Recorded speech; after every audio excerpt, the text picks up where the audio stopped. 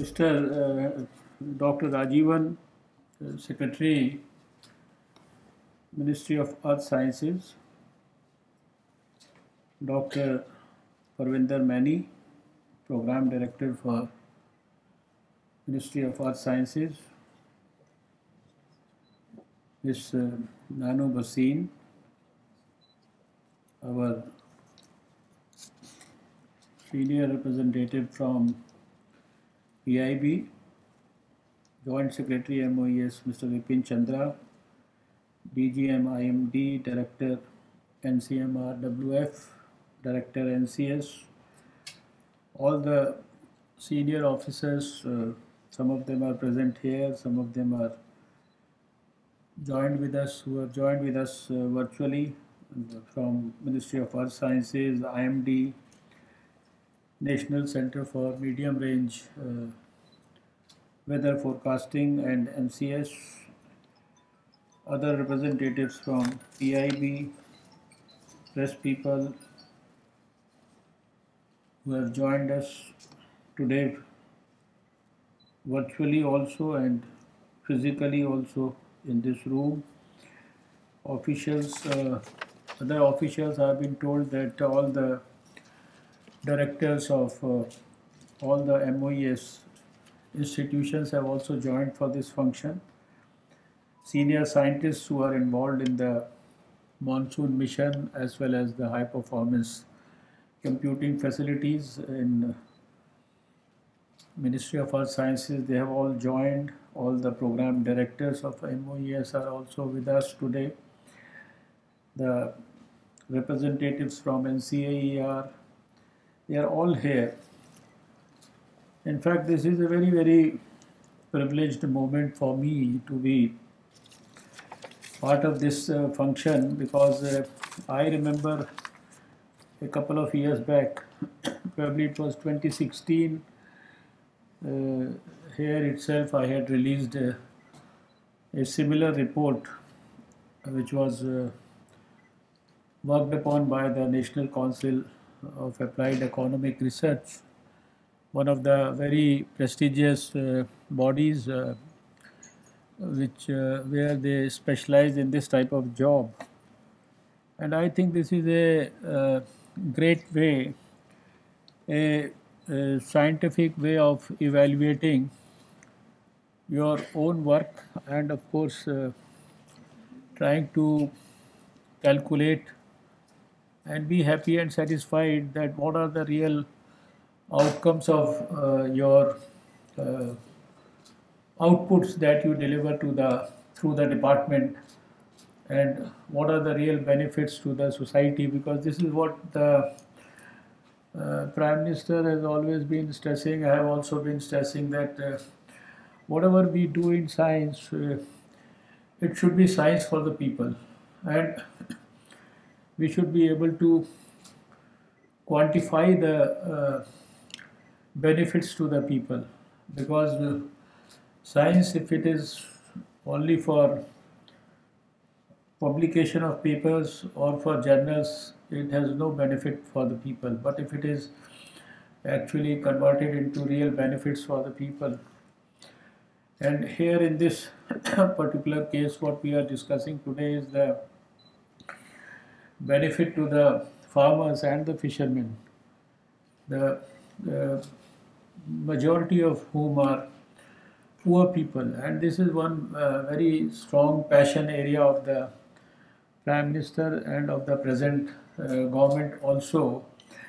So I'm so happy that this report has been done, and it has been done by after a thorough study, and I think the way the experts have gone to a few lakh people, whether it was talking to them at a personal level or whether it was through a telephonic call, voice communication, it in fact speaks volumes about the credibility of the report, because number one, it's from a very, very prestigious institution, and number two, it has been produced after um, talking to over 2 lakh farmers and other fishermen, etc.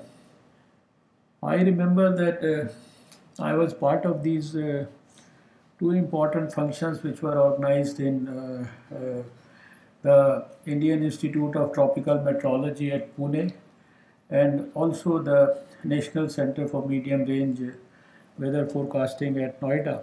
And all at both these functions a few years back, when it was told to me that we are installing huge high performance computers, and our present computing ability of 1 petaflop is going to be upgraded to almost 10 petaflop. It was great news. Right now I know that the future plan is to take it even up to 40 petaflop.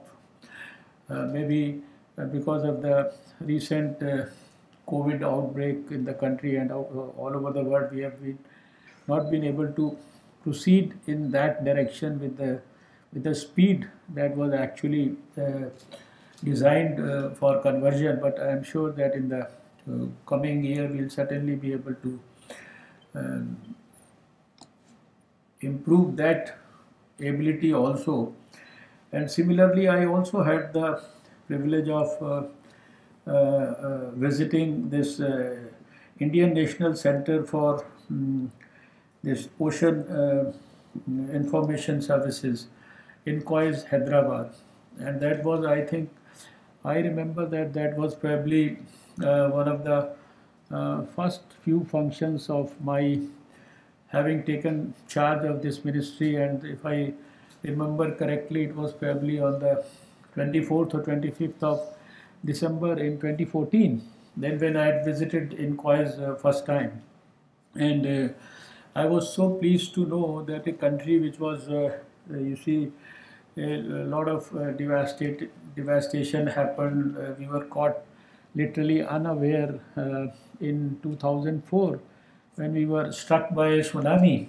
But when I visited that place in 2014, I could appreciate that the scientists had converted that place into one where our early tsunami warning systems for the country are rated probably the best in the whole world. And this was the same country which was caught unaware in 2004. So the scientists there have also done a great work for tsunami forecasting, and also for all these advisories to the fishermen about the potential you see fishing zones where you may have more fishes and all that. And then the according to the ocean forecasts that they develop, they can actually guide the fishermen also. So this is, I think, very, very important, one of the very important activities of this ministry, the Ministry of Earth Sciences, where we are actually helping the farmers, we are helping the fishermen also. And we know that agriculture is almost 60% of the population is dependent on agriculture, and in fact the country is also dependent on their services for carrying out our livelihood, our food needs and all those things in a perfect manner. And this agriculture sector contributes to 18% of the GDP of the country. And if I have to talk about my Prime Minister's ambition, we have seen that he has a special passion for at least 2-3 communities. He always talks about the laborers, he always talks about the poor people, he always talks about the farmers. And there is a very ambitious plan that by 2022, when we deliver the new India to all Indians at the time of completion of 75 years of our independence. So at that time, by that time, he wants to double the income of the farmers. And that is why we have so many schemes that have been launched and that have been strengthened over the course of the last 6 years, whether it is the Prime Minister's Gram Sinchai Yojana, whether it is the Prime Minister Kisan Samman Yojana, where to almost 120 million farmers who have a land less than 2 hectares, there is an additional support of rupees 6,000 rupees per annum. That is to strengthen them financially. And then, of course, the Prime Minister's Kisan Mandhan Yojana is also there, which is a pension scheme for the small and the marginal farmers. There is the Prime Minister's Fasal Bima Yojana. You pay less premium and you get more dividend out of that when you are in trouble. So these are some of the innovative schemes that have been, in fact, developed. There are many others for the farmers also, but I have just mentioned, just to give you an idea that how much this particular aspect that is being discussed here in this ministry is also contributing to the realization of the vision of the Prime Minister.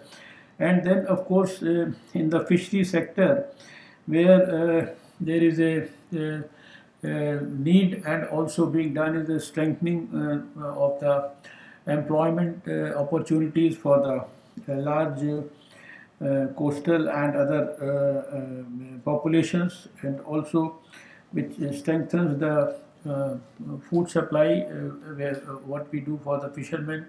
And of course, there is a increased earning of foreign exchange also, and that area also is contributing to almost 1.28% of the GDP. And there also the Prime Minister's Matsya Sampada Yojana is there, especially dedicated to the farmers. I think these are the scheme that has been strengthened over the last couple of years in this ministry by strengthening the National Monsoon Mission, as well as by strengthening the computing facility, which was just mentioned, where we have this, you see, the dynamical model for producing the weather forecasts. I think they are actually these high resolution mathematical models. They are delivering rich dividends to the people of India. Although I know that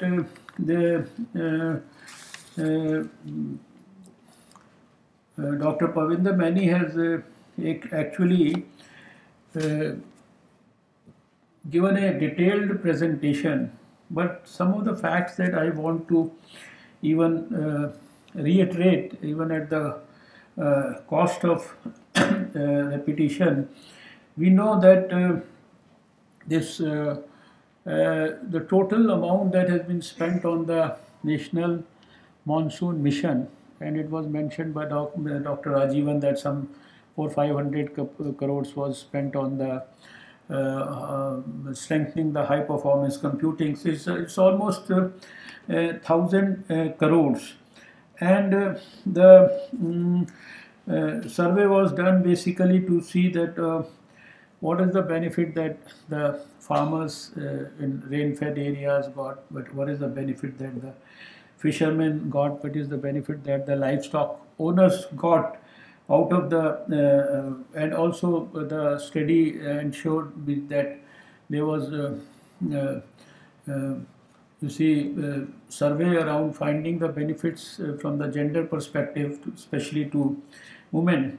And face-to-face 6,098 respondents, and then 2 lakh, as I said earlier, respondents were through this interactive voice response survey. and this included this face-to-face survey included 3,965 farmers, it included 757 marine fishermen, it included 1,376 livestock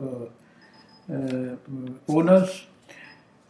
But the important thing that I wish to, because that's the practical aspect of it, which was mentioned also, that 98% farmers, they made modification in at least one of the 9 critical practices. And if I mention these practices, some of these practices, like they changed the variety or the breed, they arranged for storage of harvest, they actually ensured that either there is an early or a delayed harvesting as per the forecast that has been given to them. Then they also changed their crop. Then they also ensured that there was either early or delayed sowing. Again, a very, very important aspect, because if you are giving the such advice to the farmers, because these are the basic things, and if they can actually change the perspective of their farming strategy to an extent that whether it is an early or a delayed sowing, they change the schedule of plowing and the land preparations also, they changed the pesticide application schedule, they changed the fertilizer application schedule, and they also changed the scheduled irrigation. So these are very, very critical points of the fact that which actually contribute successfully to the agricultural practices, and it has the results when they show it. I think it definitely gives us so much of confidence to pursue our programs with much more dynamism and commitment and with more aggression.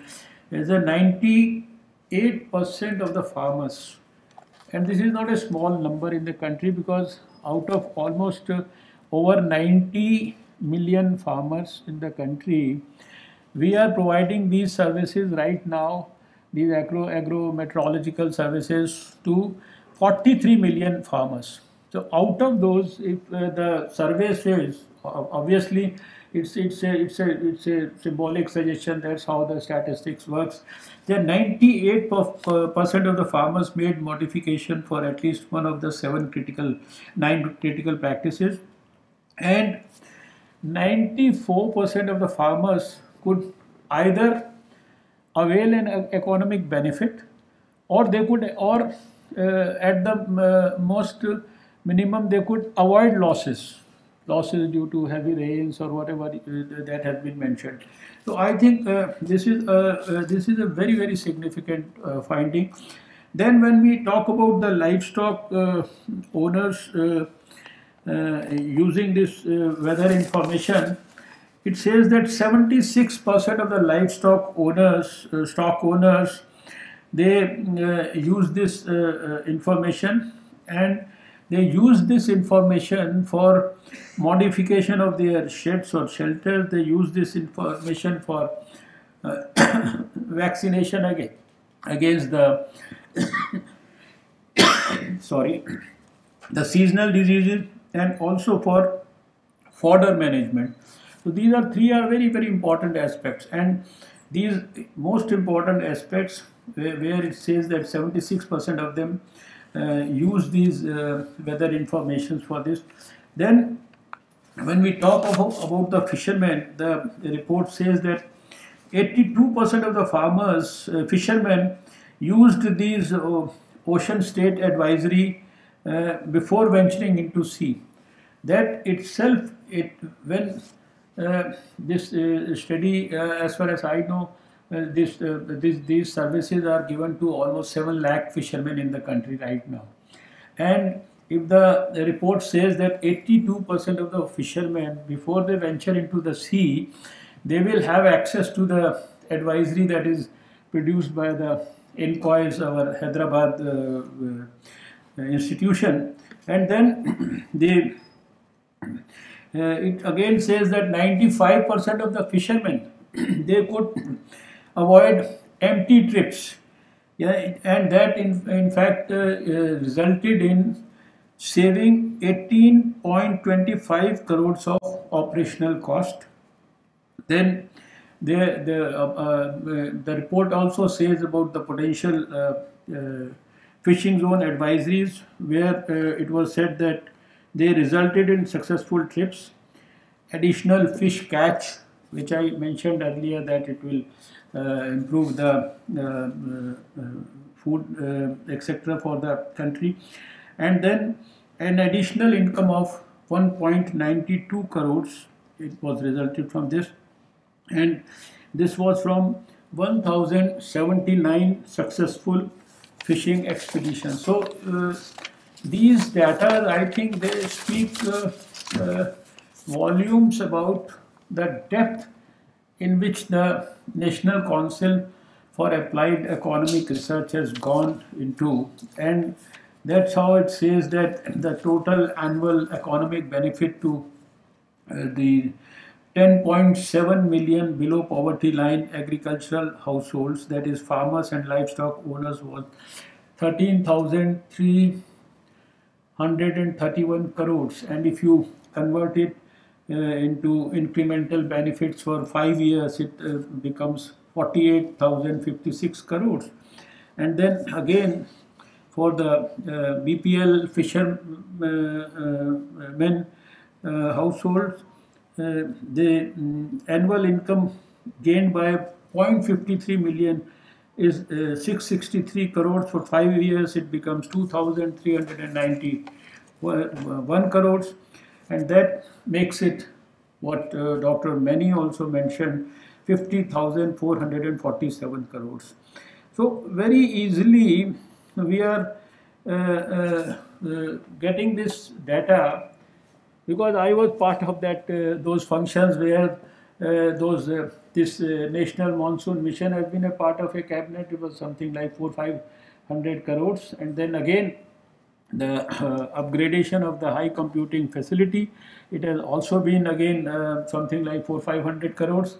So those 1,000 crores, and this is the result right now, when the service is being delivered only to 43 million farmers and 7 lakh fishermen.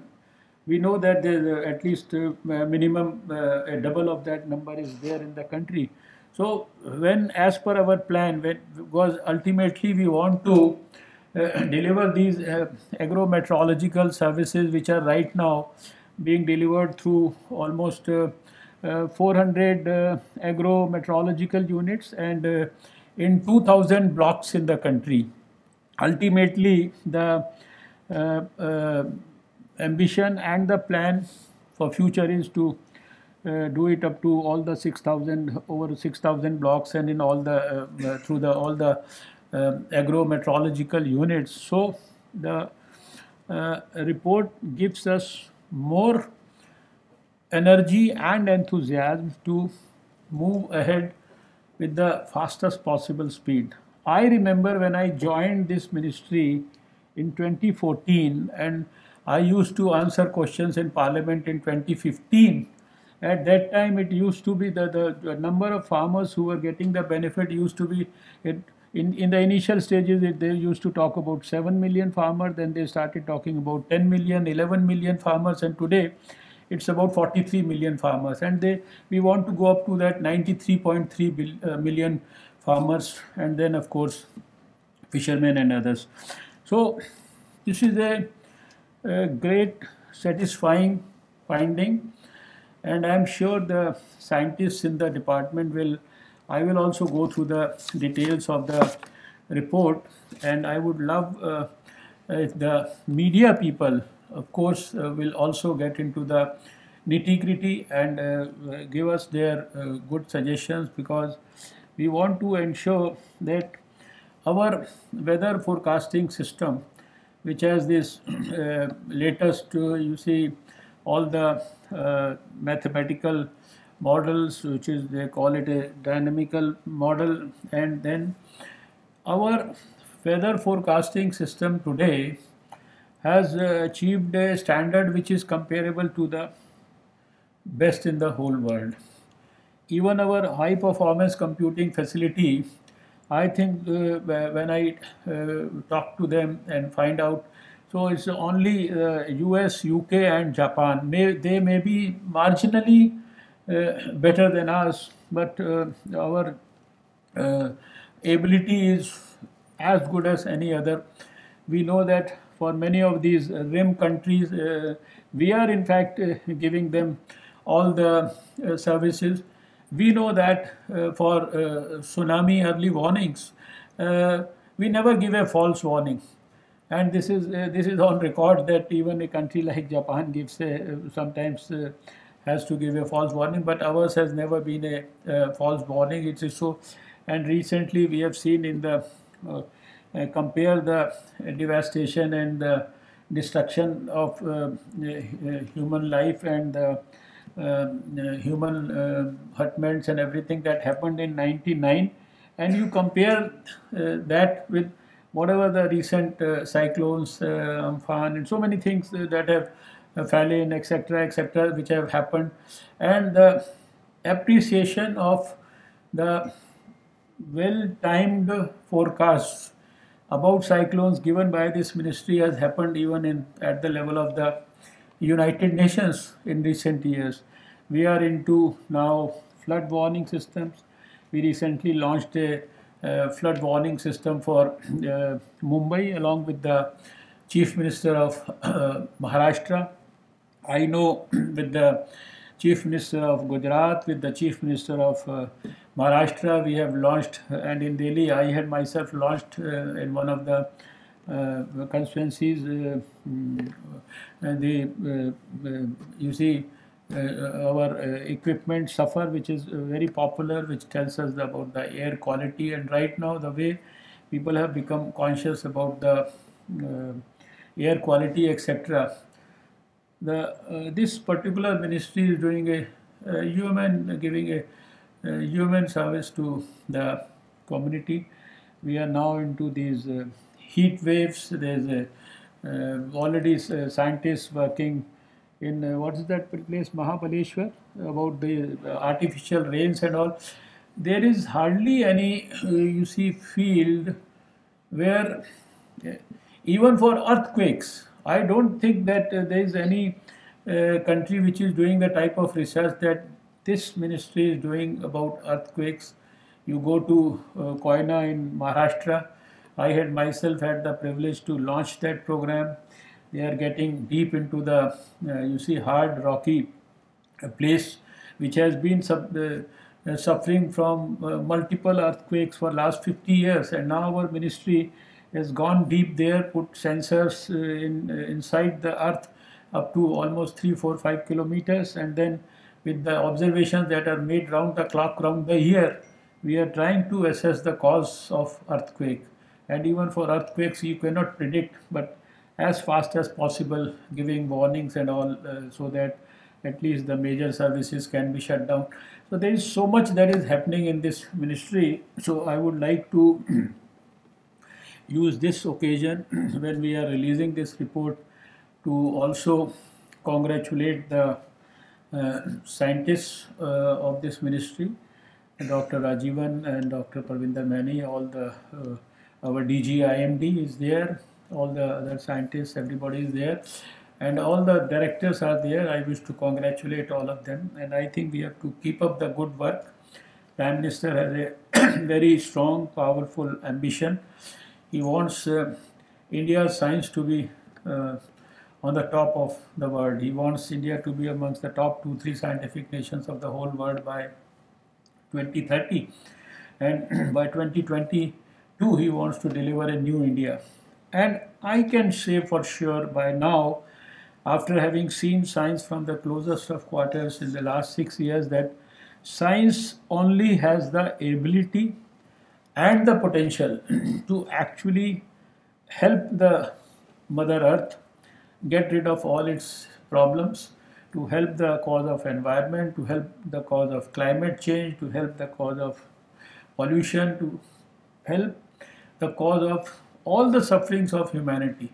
They can all be alleviated with the help of science. It is only the vision of our scientists that needs to be, I think, maybe redesigned or refurbished so that we can think in those directions, diagnose the people's problem, work for their solutions, and then deliver them to the people of India as fast as possible. That is probably the need of the hour.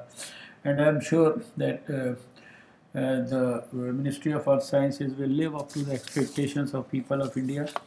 So once again, all my heartiest congratulations and thanks for making me a part of this very, very prestigious function. So wish you all good health and good luck, and save yourself from corona, and take care that you are not compromising on the COVID appropriate behavior. Always wear a mask, never put it off for any reason except when you are taking food at home. That also I would suggest, take it alone, don't take it with too many people, and that's what is required. Maintain good quality physical distance and perform rightly on the front of hand and respiratory hygiene and etiquettes, and keep yourself away from crowds. That's the, I think, key to protect yourself and your friends and your family from corona. That is what is needed right now, and we wish that what the Prime Minister has appealed to every countryman, even through a broadcast to the nation, is only this simple message. No Prime Minister will come to the television and give a small message about these small things which appear small but are so important as a doctor. And I think by now everyone has understood the importance of these things.